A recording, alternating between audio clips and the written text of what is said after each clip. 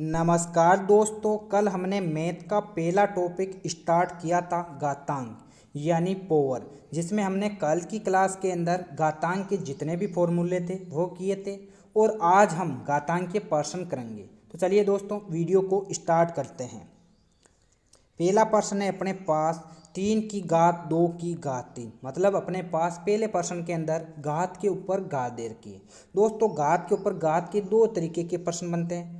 दो तरीके के पर्सन कैसे बनते हैं? एक तो अपने पास घात के ऊपर घात दे रखी है और एक घात के ऊपर घात ब्रैकेट लगाकर दे रखी है। जैसे अपने पास पहला पर्सन है जिसके अंदर अपने पास घात के ऊपर घात दे रखी है लेकिन बिना ब्रैकेट के दे रखी है। लेकिन दूसरा पर्सन दे रखा अपने पास 3 की घात 2 ब्रैकेट की घात 3, मतलब दो तरीके के पर्सन बनते हैं, एक तो ब्रैकेट का और एक बिना ब्रैकेट का। तो दोस्तों आपको इन दोनों पर्सनों के मान भी अलग अलग प्राप्त होंगे और दोनों प्रश्नों को करने का तरीका भी अलग अलग है। तो चलिए करते हैं कि पहले प्रश्न को किस तरीके से हल करना है और दूसरे प्रश्न को किस तरीके से हल करना है। तो चलिए पहले प्रश्न को करते हैं। पहला प्रश्न दे रखा अपने पास 3 की घात 2 की घात 3, लेकिन अपने पास घात दे रखी है बिना ब्रैकेट के। दोस्तों इस प्रश्न को आपको कैसे सरल करना है कि जो भी घातें दे रखी है आपको उसको ऊपर की साइड से सरल करना। किस साइड से सरल करना? ऊपर की साइड से सरल करना। ऊपर की साइड से कैसे सरल करेंगे? जो भी आधा दे रखा वो आधार का आधा लिख दीजिए। अब आपको क्या करना है कि ऊपर की साइड में जो भी घात दे रखी है, जैसे 2 की घात 3 दे रखी है ऊपर, सबसे पहले आपको इस 2 की घात 3 को सरल करना है। क्या करना है? सबसे पहले आपको 2 की घात 3 को सरल करना है। 2 की घात 3 का मान क्या होता है? मैंने आपको कल भी बताया था कि 2 की घात 3 का मतलब होता है कि 2 को 3 बार गुणा, मतलब 2 गुणा 2 गुणा 2 बराबर क्या हो जाएंगे अपने पास 8। 2 की घात 3 का मतलब क्या है? 8। मतलब हम 2 की घात 3 की जगह क्या लिख सकते हैं अपने पास? 3 की घात 2 की घात 3 की जगह हम क्या लिख सकते हैं? 8। तो अपने पास इसका मान क्या प्राप्त हो गया? 3 की घात 8 हो गया। ये था पहला प्रश्न जिसके अंदर अपने पास घात के ऊपर घात दे रखी है बिना ब्रैकेट के। लेकिन अपने पास अब दूसरे प्रश्न को सरल करते हैं। दूसरा प्रश्न दे रखा अपने पास 3 की घात 2 ब्रैकेट की घात 3।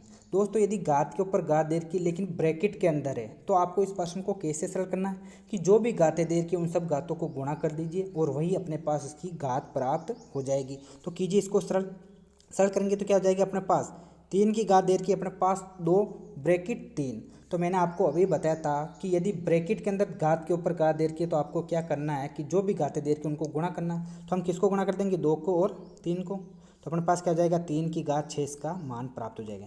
दोस्तों पहला और दूसरा प्रश्न दिखने में तो समान दिख रहे हैं लेकिन दोनों के मान अलग अलग प्राप्त हुए। पहले का मान प्राप्त हुआ 3 की घात 8 और दूसरे का मान प्राप्त हुआ 3 की घात 6। अलग अलग क्यों प्राप्त हुआ कि दोस्तों यदि घात के ऊपर घात दे रखी है तो आपको उसको ऊपर की साइड से सरल करना है बिना ब्रैकेट के दे रखी है तो। लेकिन यदि ब्रैकेट के अंदर दे रखी है तो आपको जो भी घातें दे रखी है उनको गुणा कर देना है। इसके बाद चलते हैं अगले प्रश्न पर। अगला प्रश्न है अपने पास 2 की घात 5 छोटा कोष्टक की घात 2 बड़ा कोष्टक की घात 3। मैंने आपको अभी दूसरे वाला प्रश्न करवाया था तो उसके अंदर बताया था कि यदि घात के ऊपर घात ब्रैकेट के अंदर दे रखी है तो आपको क्या करना कि जो भी आधार दे रखा वो आधार लिख देना और जो भी घातें ब्रैकेट के अंदर दे रखी है उन सबको गुणा कर देना। तो कैसे सरल करेंगे? जैसे आधार दे रखा अपने पास 2 तो आधार का आधार लिख दिया। जैसे आधार लिखा, आधार लिखने के बाद जो भी घातें ब्रैकेट के अंदर दे रखी उन सबको गुणा कर दीजिएगा। तो गुणा किसको इसको करेंगे? 5 को। 5 गुणा 2 गुणा क्या हो जाएगा अपने पास? 3। 5 गुणा 2 गुणा और 3 अपने पास का मान प्राप्त होगा। तो इन तीनों को गुणा कर दीजिए। 2 की घात क्या हो जाएगी अपने पास?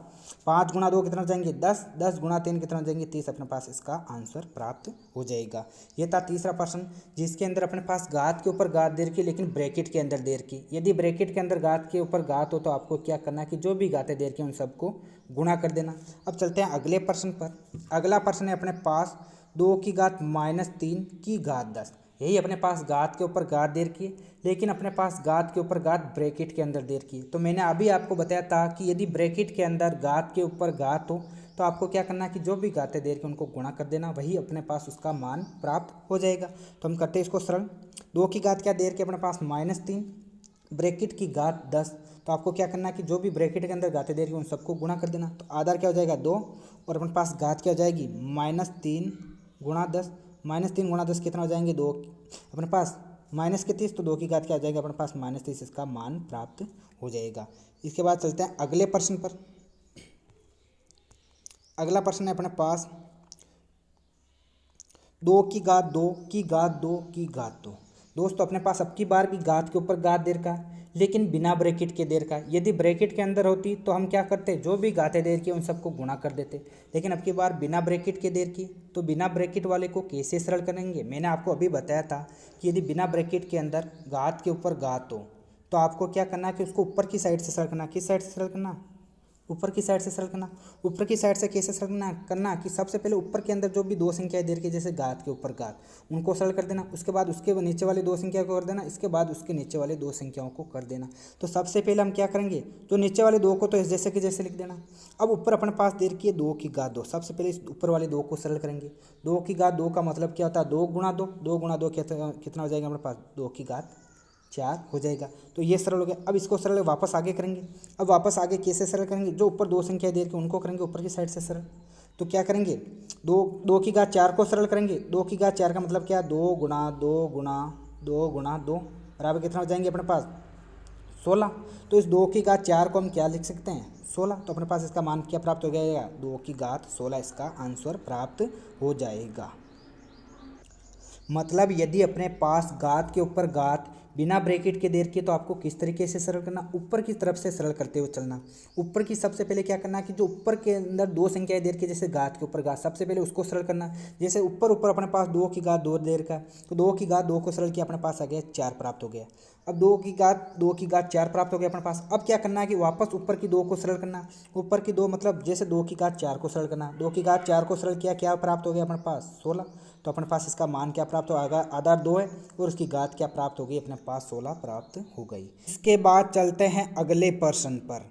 अगला प्रश्न है अपने पास 1/7 की घात 2 गुणा 1/7 की घात -3 गुणा 1/7 की घात 3। दोस्तों इस प्रश्न के अंदर अपने पास 3 संख्याएं दे रखी है जिनके आधार समान है लेकिन इनकी घातें अलग अलग है। दोस्तों कल की क्लास में मैंने आपको बताया था कि यदि 2 या 2 से अधिक संख्याएं दे रखी है जिनके आधार समान हो लेकिन इनकी घातें अलग अलग हो, यदि इनको गुणा करना है तो आपको क्या करना है कि आधार तो जो दे रखा है वो लिख देना और इन सब की घातों को जोड़ देना। तो करते हैं इस प्रश्न को। अपने पास 3 संख्याएं दे रखी है, तीनों के आधार समान है, तो अपने पास आधार क्या आ जाएगा 1/7 और इनकी घात क्या आ जाएगी, इन तीनों की घातों का योग। तो कीजिए तीनों की घातों का योग, 2 - 3 + 3। दोस्तों ये माइनस क्यों, यहाँ क्योंकि अपने पास घात ही माइनस के अंदर दे रखी है। तो 2 - 3 + 3 बराबर कितना हो जाएंगे 2। मतलब अपने पास इस प्रश्न का आंसर क्या आ जाएगा 1/7 की घात 2। ये इसका आंसर हो गया। ये था आज का वीडियो। यदि आपको हमारा वीडियो पसंद आया तो इसको लाइक शेयर और सब्सक्राइब जरूर करें। धन्यवाद।